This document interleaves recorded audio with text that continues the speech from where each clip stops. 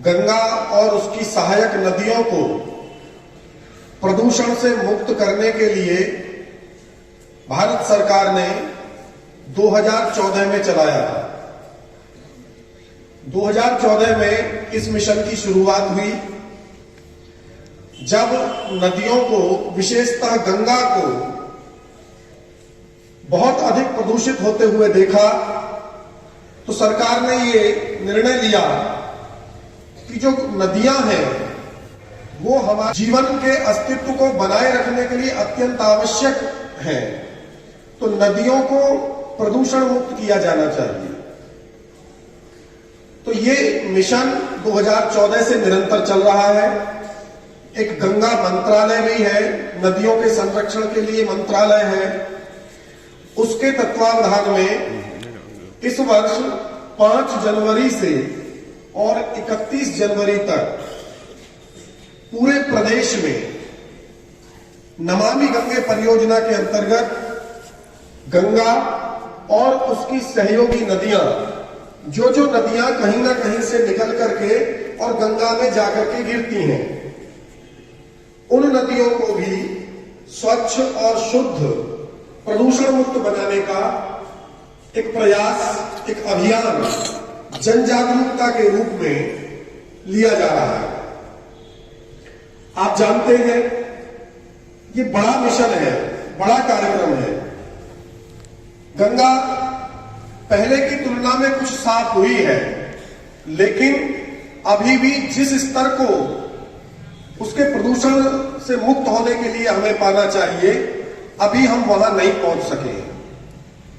और यह कार्यक्रम केवल सरकार के द्वारा, अगर हम ये चाहते हैं कि सरकारी तंत्र अपने प्रयास करे और हम नदियों को साफ कर लें, नदियों को स्वच्छ कर लें, उन्हें प्रदूषण मुक्त कर लें, तो ये संभव नहीं है। ये बड़ा आंदोलन है और जब तक ये जन आंदोलन न बन जाए तब तक इसकी सफलता के जो प्रतिमान है वो पूरे नहीं हो पाएंगे। जन आंदोलन कैसे बनेगा? उसके लिए आवश्यकता है जन जागरूकता की, और जन जागरूकता के लिए आप विद्यार्थियों से अच्छे ब्रांड एम्बेसडर, दूत सरकार को नहीं मिलते। इसलिए जो भी इस तरह के जागरूकता कार्यक्रम आते हैं, चाहे वो पर्यावरण संरक्षण के लिए हो, चाहे वो नदियों के संरक्षण के लिए हो, चाहे वो पल्स पोलियो अभियान हो, चाहे वो सड़क सुरक्षा हो, चाहे वो यातायात माह हो, यातायात माह भी चल रहा है साथ साथ में, तो ये विद्यार्थियों और विद्यालयों के बिना संभव नहीं है। आप भावी नागरिक भी हैं, आप इस देश के भावी कर्णधार भी हैं।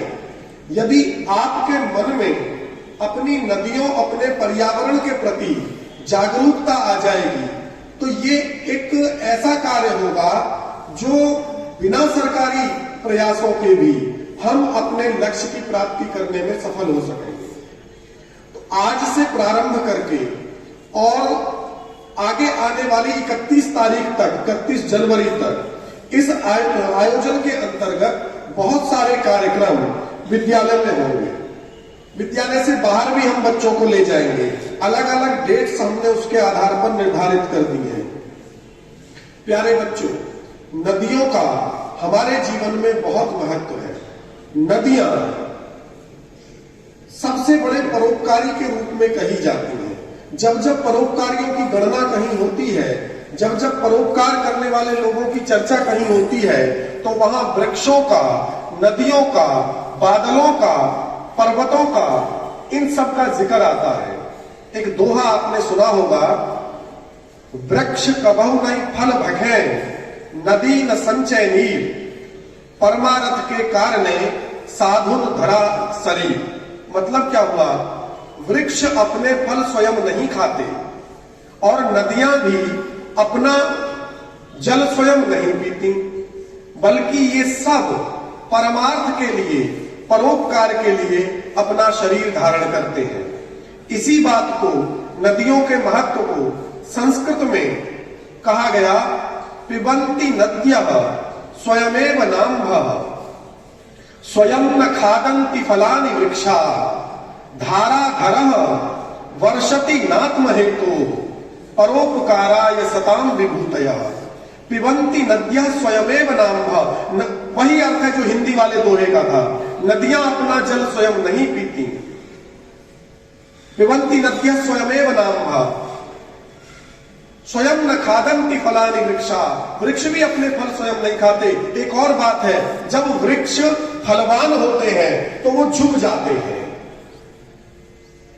जब आप गुणवान हो, जब आप विद्यावान हो, जब आप धनवान हो, जब आपके पास कुछ संपत्ति आ जाए तो आपको भी झुक जाना चाहिए वृक्षों की तरह। और धाराधर वर्षति नात्म हेतु, धाराधर कहते हैं धाराओं को धारण करने वाला अर्थात बादल, वो अपने लिए नहीं बरसता, वो हमारे और आपके लिए बरसता है।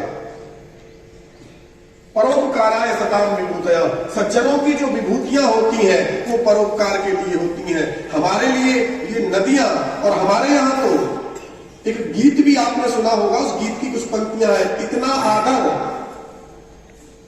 इतनी ममता नदियों को भी जहां माता कह के बुलाते हैं, इतना आदर इंसान तो क्या पत्थर भी पूजे जाते हैं। उस धरती पे मैंने जन्म लिया, ये सोच के मैं, वो वाला गीत है, उसकी पंक्तियां हैं। तो हमारे यहां एक और बात गंगा के विषय में, एक गीत और पंक्ति आपने कहीं ना कहीं सुनी होगी, मां गंगा की तरफ से वो गीत किसी ने लिखा है, मानो तो मैं गंगा मां हूं और ना मानो तो बहता पानी। तो गौ, गंगा, गायत्री, ये हमारे देश का प्राण है। ये हमें इनका संरक्षण, इनका संवर्धन अवश्य रूप में करना चाहिए। और अब तो सरकारी मिशन है, तो हमें उस मिशन को एक जन जागरूकता मिशन बनाना है। हमें ऐसे प्रयास करने हैं कि जब हम नदियों के किनारे जाएं, आप भ्रमण के लिए जाएं, गोमुख से चल करके गंगा सागर तक चलने वाली, पहुंचने वाली जो नदी है, हमारी जो प्राचीन सभ्यता है, वो सब इन नदियों के किनारे ही है। गंगा मां गोमुख से चलती है, गंगा सागर तक पहुंचती है। और देश के कितने ही बड़े बड़े शहर, ऋषिकेश, हरिद्वार, कानपुर और कई सारे इतने शहर, इलाहाबाद, वाराणसी, बिहार तक आप जाइए, बहुत सारे शहर, बड़ी बड़ी जो हमारी सांस्कृतिक विरासत को, सभ्यता को सजोए रखने वाले जो शहर हैं, वो सब इस गंगा के किनारे, इन नदियों के किनारे पर बसे हुए हैं। आपका शहर भी एक रामगंगा नाम की जो नदी है उसके किनारे पर बसा हुआ है। हमारी जो सारी सृष्टि है, ये जो सभ्यताओं का विकास है, वो प्रारंभ में नदियों के किनारे हुआ। इसलिए हमारा आर्थिक इनसे लाभ भी है, इनसे हमारी सांस्कृतिक विरासत भी है। नदियों से हमें बहुत सारे खाद्य वस्तुएं, खाद्य पदार्थ, इन सब चीजों की प्राप्ति होती है। इसलिए नदियों की संरक्षण, उनका संवर्धन, उनकी सुरक्षा हमारे द्वारा किया जाना चाहिए।